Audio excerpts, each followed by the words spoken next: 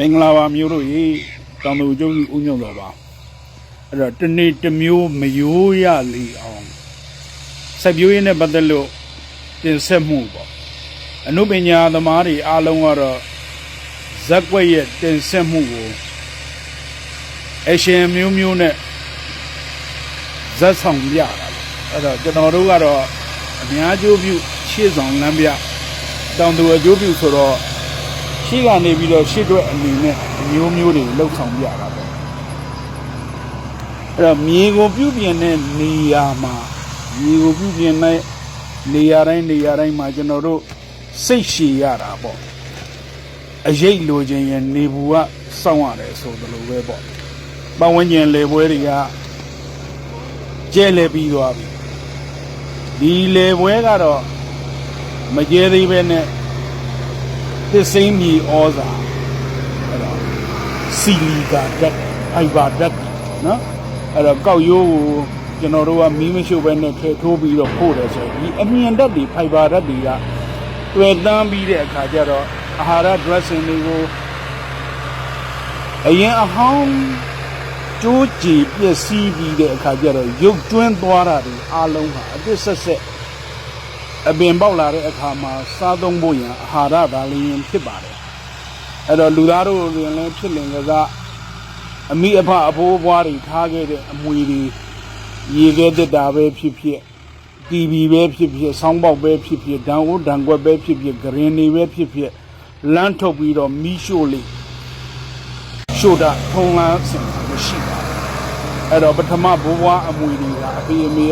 တွေကနေပြီးတော့သားသမီးတွေကနေတော့မီးတွေမြစ်တွေတီတွေတွတ်တွေထီအောင်ကျွန်တော်တို့စားသုံးပိုင်ခွင့်ဆက်လက်ပြီးတော့ရှင်သန်ပိုင်ခွင့်ကိုကျွန်တော်တို့လူရဲ့သဘာဝအလျောက်အမွေဆက်ခံပိုင်ခွင့်ဆိုတာဟာရုပ်သဘောတွေမှာရှိသလိုဓာတ်သဘောတွေမှာလည်းပဲ recycle revolution တနည်း balloon attack ပေါ့နော်အဲ့တော့အရာတိုင်းဟာ step by step ကျွန်တော်တို့တွားတာပါသူအဆင့်နေနဲ့သူကျွန်တော်တို့ဆက်လက်ပြီးတော့အမွေဆက်ခံပိုင်ခွင့်နော်မြင်အပ်မမြင်အပ်တာကြတော့ကျွန်တော်တို့ပြိဘောကဒီဟူတော့ခုနကတော့မှဥစ္စာရဏတွေရှူငွေရဏလေယာကန်းကျော်နေပေါ့နော်မမြင်အပ်တာကြတော့ခုနကတော့မှအကျိုးပြုတဲ့ dressing အားလုံးပဲရသည်မှာကျွန်တော်တို့တချို့ပဲသမားတွေကချွေလစ်ပြီးတယ်ဆိုလို့ရှိရင်မိရှို့ပြကြတယ်ဗျဒါမလုတ်အပ်တော့အရာပေါ့နော် recycle မဖြစ်ဘူးပေါ့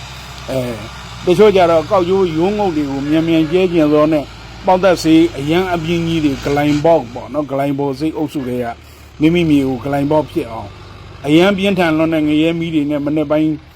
ပက်လိုက်တယ်ဖြန်းလိုက်တယ်ခြေစလုံးတွေပြည့်သွားတာကိုလည်းတချို့မသိလို့ဘူးပေါ့နော်ပူးလောင်နေတဲ့အခါကျအင်းကြတော့ဆက်ပြတိုက်ပြီးတော့ရေချိုးကြတာပဲငငယ်ရွယ်နဲ့မျက်စိတွေမုံနားတွေထိုင်းကင်ဆာယောဂါတွေဖြစ်အရေပြားတွေလောင်ပေါ့နော်အဲ့တော့ဘယ်လိုလုပ်လိုက်တော့မနေ့ပိုင်းဖြန်းပြီးတော့ညနေပိုင်းကိုမီးပိတ်ရှို့လိုက်တော့ရေထဲမှာတောင်လိုက်လောင်နေဓာတ်ထုကအရင်ကြီးပြင်းထန်လွန်းတာပေါ့နော်အဲ့တော့အဲ့ဒီလိုလောင်ကျွမ်းပြီးသားကြီးကိုကဲရှင်းဟောဆိုပြီးတော့အခါကျတော့ပဲတွေကျဲကြတယ်ပဲတွေကျဲတော့မြေကြီးတွေကခွဲပြာပုံပေါ်မှာမီးတိုင်စိုက်တယ်လို့ပေါ့ foundation for export ဘယ်နည်းနဲ့မှ foundation ဟာဆွဲငင်အားမကောင်းတဲ့အတွက်ကြောင့်ပဲပုံပေါ်ဖွဲပုံပေါ်ပဲခွန်ပုံပေါ်မှာအလွန်မတန်တန်ကြီးရင်မြောက်များစွာများပြားလွန်းတဲ့မိတိုင်ကြီးစိုက်တယ်စင်ကော်လဲတော့တာပါပဲအဲ့တော့ဒီလိုညံ့တဲ့မြေတွေပေါ်မှာပဲပင်တွေစိုက်တဲ့ခါကျတော့ရော့ဝါတွေဝင်တဲ့ရဲလိုမှုစိတ်ပေါ့နော်ဖြူစေရီယံပေါ့ပြောကြတာပဲဒါတွေအမှန်တကယ်တော့ယောဂါတို့ကတော့မှန်ကန်ပါတယ် technique ကပါတယ် latest model နဲ့ agriculture မတ်တပ်အရာကြည့်မယ်ဆိုလို့ရှိရင်သိပြီးတော့မှန်ပါတယ်တို့ပင်တို့ညာတော့လည်းပဲရဲလိုမိုစိတ်ပဲဖြစ်ဖြူစေရီယံပဲဖြစ်အရင်ကြည့်တော့အမြင့်မြေရပါမြေကြီးကပြက်စီးလို့သာလေဒီလိုယောဂဆိုးတွေဝင်တာအဲ့တော့မြေကိုမပြုတ်ပြင်မဲ့နဲ့ကျွန်တော်တို့မြန်မာနိုင်ငံကျွန်တော်ရဲ့အမိအဖအမျိုးတောင်သူတွေကဖြန်းစေးကိုအားကိုးတယ်ဖြန်းစေးဖြန်းမှာဖြန်းယုံနေမဟုတ်ပါဘူးဖြန်းစေးထုတ်လုပ်တဲ့စက်ယုံကြီးကိုလေတဲ့ထီအောင်လာဆောက်ခိုင်းပြီးတော့စတိုးဆိုင်ကြီးပွင့်လဲပွင့်မပွင့်လဲပဲဂါလန်1600လောက်ရှိတဲ့မိသားကားကြီးနဲ့ဖြန်းရင်ဖြန်းမှာ မြေကိုမပြုတ်ပြင်သမျှတော့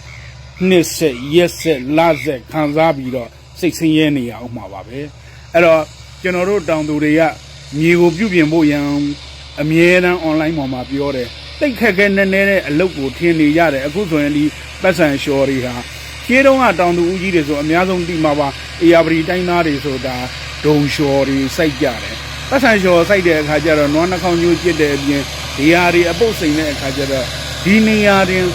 အပုတ်စိန်တာတောင်မှပဲရေတွေဟာကွက်မဲပြီးတဲ့အခါကျတော့စပားတွေရောအုပ်ပြစ်မကွဲစပားတစ်စီးတည်းနဲ့အပေ50-80တွေတရားတွေကောက်ဖုတ်ကြီးတွေ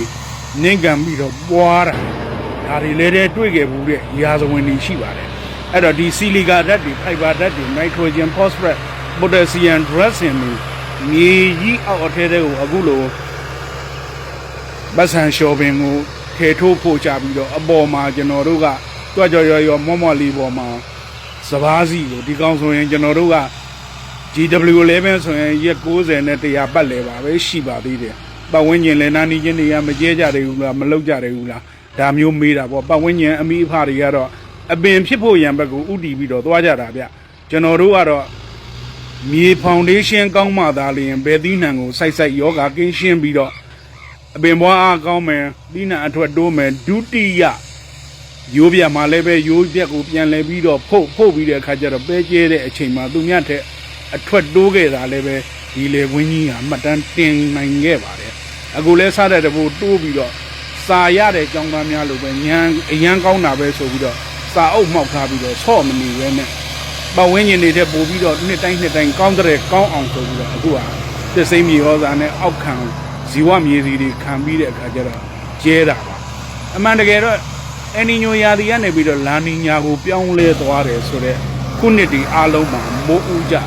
လာနီညာမှာစောတဲ့အခါကျတော့စောရင်စောသလိုကျွန်တော်တို့မင်းလာနေသားတွေနတ်လင်းနေသားတွေကျတော့စွတ်ကျဲလိုက်တယ်အခုရေတွေအရန်တက်ပြီးတော့ကျွန်တော်တို့အသိမိတ်ဆွေတွေဆိုလို့ရှိရင်ဥကြုံဝင်းတို့ဆိုလို့ရှိရင်အခုဟာတရွာလုံးနီးပဲဒုတိယအကျင့်ပြန်လဲပြီးတော့ကျဲရအောင်အဲ့တော့ဘာပဲပြောကျွန်တော်တို့ကပေါင်းသက်ဆေးဆိုတာလည်းမသုံးနဲ့မပြောပါဘူးသုံးပါရာတိုင်းမှာအတိုင်းအတာတစ်ခုတည်းလွန်ကျူးလွန်းရင်ဘေးဒုက္ခတွေတွေ့တတ်တယ်စပားကျဲပြီးတယ်ဆိုဘာပေါင်းမှမရှိဘဲနဲ့ပေါင်းအုပ်ဆေးဒရေဖြက်ဆေးဆိုပြီးတော့သုံးကြတယ်အဲ့တော့ဒရေဖြက်ဆေးရဒရေတွေကောင်းသောဒရေတွေအစအကုန်လုံးပြည့်စည်ကုန်တတ်ပါတယ်လို့အဲ့တော့ရွေးချယ်ပေါင်းသက်ဆေးသုံးပြီးတဲ့အခါကျတော့စပားကိုအခုလိုမြေမကောင်းတဲ့မြေအားလုံးက3တင်း4တင်းနေကျဲတယ်ဒီလိုမြေမျိုးဆိုရင်ကျွန်တော်တို့ကလွန်ရောကျဲရင်14ပြီ15ပြီပဲကျဲပါတယ်စပါပါစလုံးကြီးစပါသောရေးချဝစနှလုံးပေါက်ပါစပါပါစထူမဟုတ်ပါဘူးမြေအရန်ကောင်းရင်ပင်ဘွားအရန်ကောင်းအရန်လိုက်ပါတယ်လို့အပြင်းနေပြီးတော့အောင်စီများမယ်အောင်စီများပြီးတော့ဝိတ်ချိန်အထူးစီးတဲ့နီးစနစ်ကိုနှစ်တိုင်းစိတ်ချမ်းသာဖို့ရန်အတွက်ကျွန်တော်တို့ကအခုလိုလှုပ်ဆောင်ပါတယ်အဲ့တော့ပေါင်းသက်စီသုံးတဲ့နေရာမှာဒရေတွေဖြက်ပစ်ထားတယ်အားလုံးကလည်းမြေကြီးတွေဟာတစ်နေ့ကျရင်ကာတာနိုင်ငံလိုဒူဘိုင်းတို့လိုတဲကန်တာရတွေဖြစ်မှာစိုးပါတယ်လို့အားလုံးမင်္ဂလာပါဦးညွတ်တော်ပါခင်ဗျ